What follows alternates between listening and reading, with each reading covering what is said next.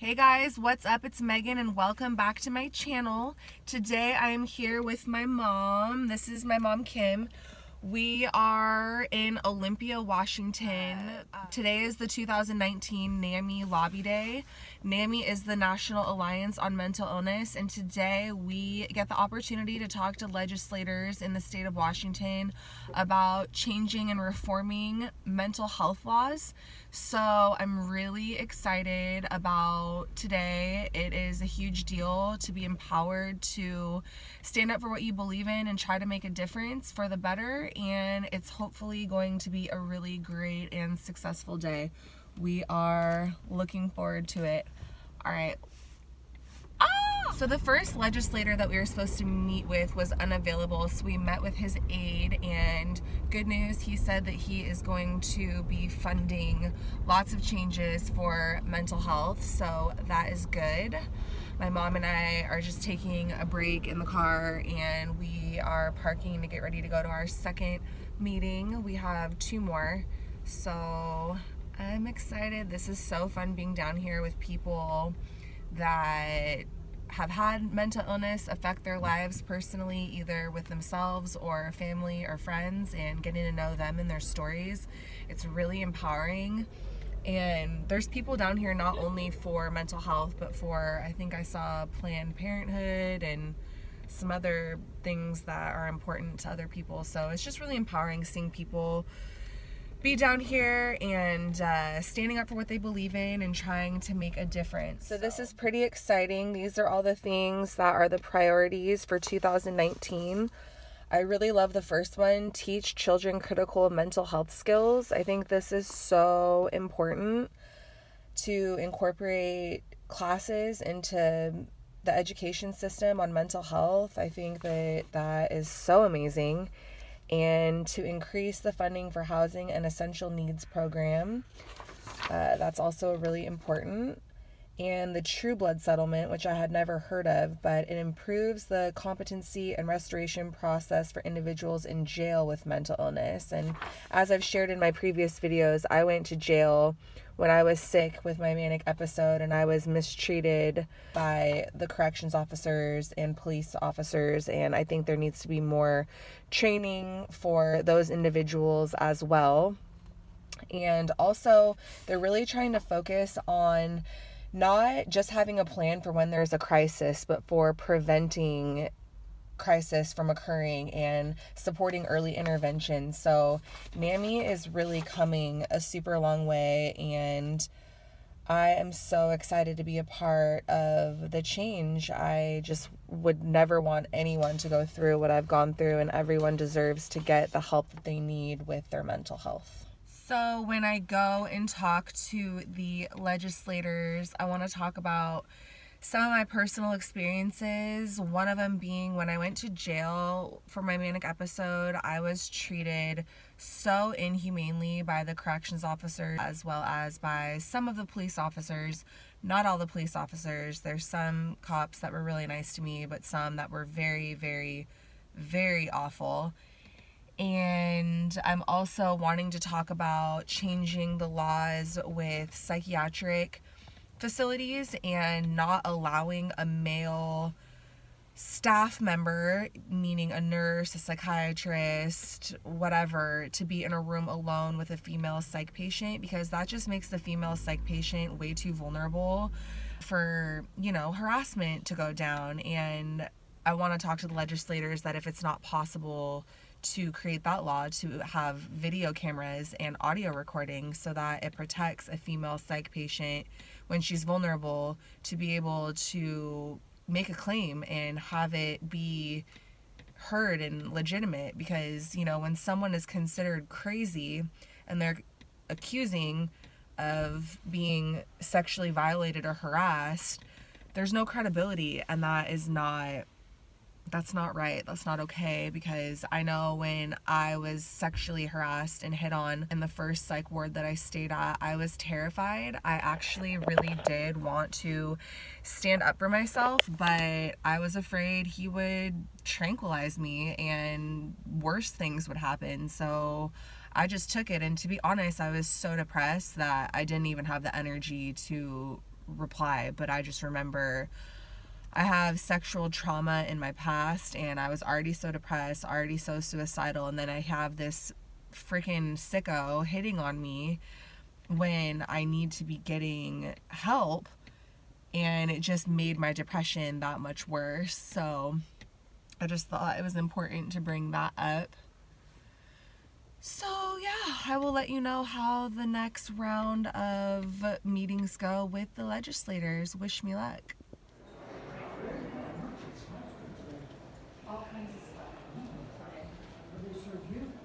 What did you choose? I had my sandwich that I made.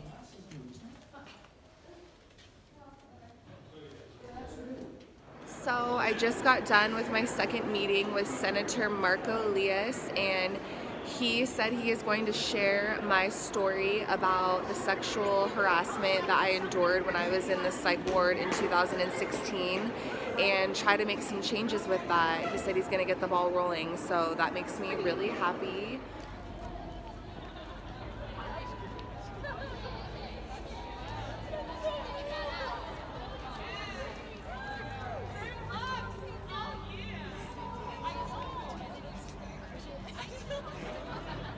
Lots of changes are coming with regard to mental health. This was such a positive experience, but I'm gonna be real and not lie right now. I'm a little bit overwhelmed and tapped out. Talking about all my trauma so much is not easy, you know. It does bring back memories, even though I've come so far, and I'm so happy to be making a difference. It is still hard to talk about everything that's happened.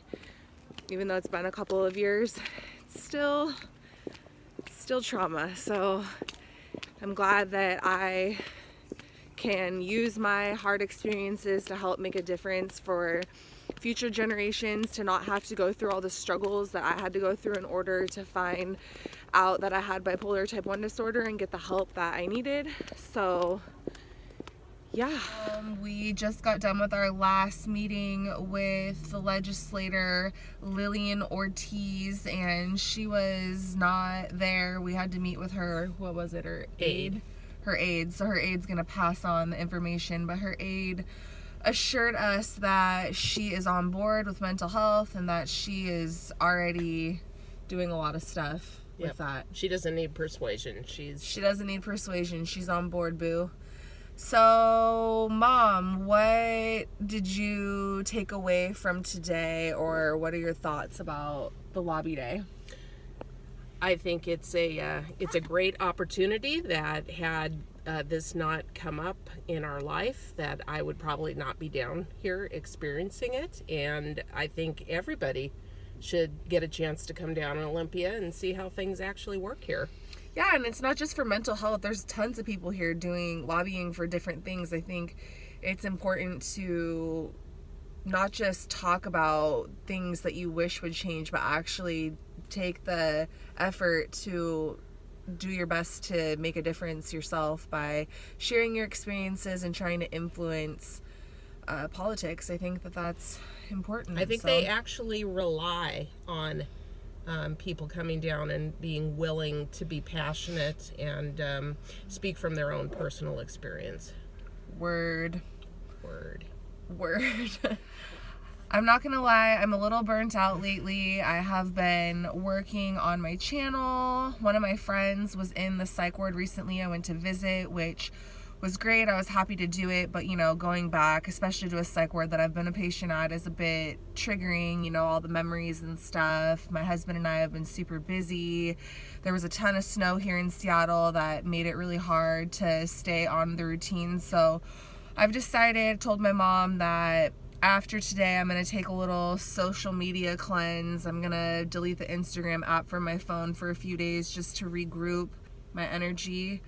I think it's important. Even though I'm doing so well and I'm stable in my life right now, I still have bipolar disorder and PTSD. I've been diagnosed with both of those, and I need to still take care of myself. Just taking my medication alone isn't enough. As soon as we walked out of the last meeting, I was like, okay, we gotta go. Time to go. That's a wrap. I need to chill out for a little bit, and I need to just kind of like let my emotions settle, because even though this is such a great thing to participate in, it's exhausting for anybody.